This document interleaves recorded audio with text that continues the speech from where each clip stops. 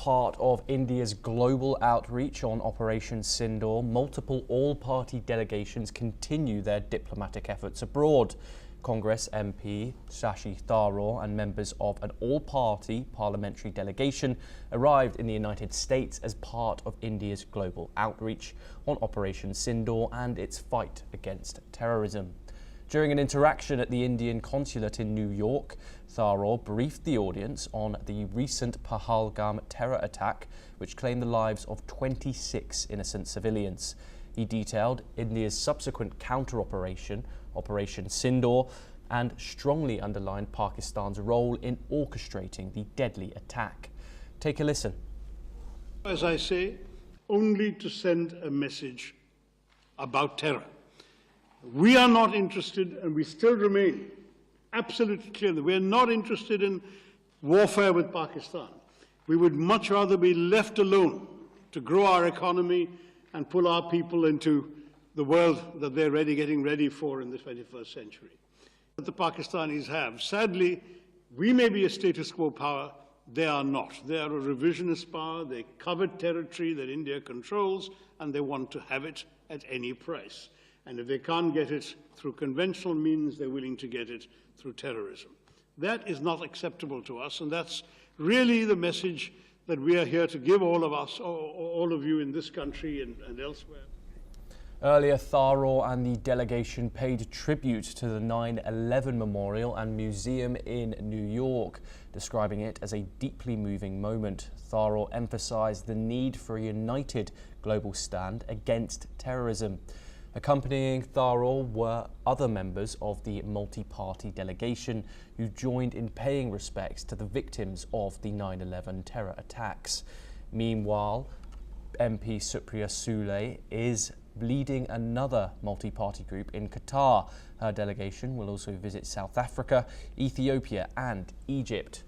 In parallel, a delegation led by MP Sanjay Jha has just reached South Korea after concluding a visit to Japan.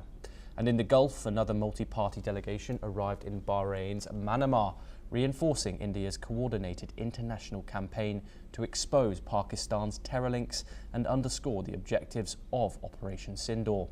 These delegations are part of India's outreach across 33 global capitals. We move on once again. ASEAN foreign ministers have renewed their call for regional unity, pledging continued support to Myanmar amid ongoing political and humanitarian challenges. Meeting in Kuala Lumpur on Sunday, Malaysian Foreign Minister Mohammed Hassan highlighted the bloc's quick response to Myanmar's recent earthquake, calling it a true reflection of ASEAN's core values: compassion, solidarity and humanity. Hassan urged Myanmar's stakeholders to strengthen the current ceasefire and work towards long-term peace. He said ASEAN must use its voice on the global stage, not just speak up for the oppressed, but to push for solutions based on principles and international law. Malaysia currently holds ASEAN's rotating chair and says the bloc must not remain silent in the face of crisis. Let's take a listen in to what the Malaysian Foreign Minister had to say. Swift and immediate action following the tragic earthquake that struck parts of Myanmar and Thailand. Our quick response is a reflection of the spirit of compassion, solidarity and humanity that inspired the founding of ASEAN. It is also a testament to the unwavering commitment of ASEAN family to support Myanmar in this time. Call on the stakeholders in Myanmar to cease hostilities and to extend and expand the ceasefire to facilitate the long and difficult path towards recovery and ease the suffering of the people. ASEAN cannot remain silent. We have a voice in world affairs, and we must use our voice to speak up for the oppressed and offer solutions grounded in principles and international law. We now move over to South America for our next story, where a university field trip in Colombia turned deadly on Saturday. At least 10 people were killed and 11 others were injured after a bus carrying students and staff crashed in the western region of Quindío. Authorities say the driver lost control while crossing the Helicoil bridge. Several passengers were thrown from the vehicle into a ravine. The bus was carrying 26 people from Tolima to Quindío, including 22 students, 2 teachers and a communications officer from Humboldt University. The university has declared 2 days of mourning to honour the victims, including students, faculty and administrators. Road accidents remain a major threat in Colombia, which reported an average of 22 traffic deaths per day in 2024. Now we move over to North America, where social media platform X was hit by a 2-hour outage on May the 24th, prompting owner Elon Musk to say he needs to spend more time focusing on his companies.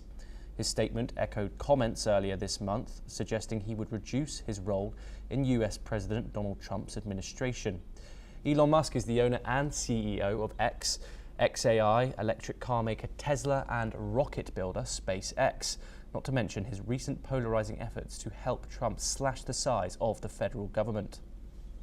This comes after Musk faced backlash against his efforts to help Trump slash the size of the US federal government.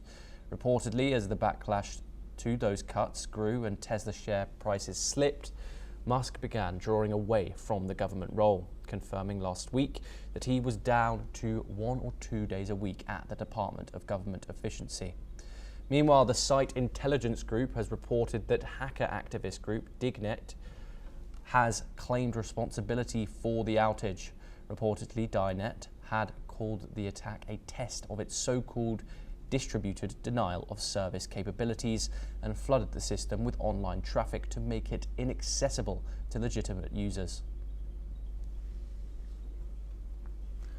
We now move to South Asia, where Bangladesh's caretaker government on Saturday warned that national unity is crucial to prevent the return of authoritarianism and ensure democratic reform. The statement followed a tense week of rival street protests in Dhaka. The interim administration took over months after mass student-led protests in August 2024 ousted Sheikh Hasina, ending her 15-year rule. Nobel laureate Muhammad Yunus, 84, now leads the caretaker government. He returned from exile last year and has pledged to implement reforms before elections due by June 2026.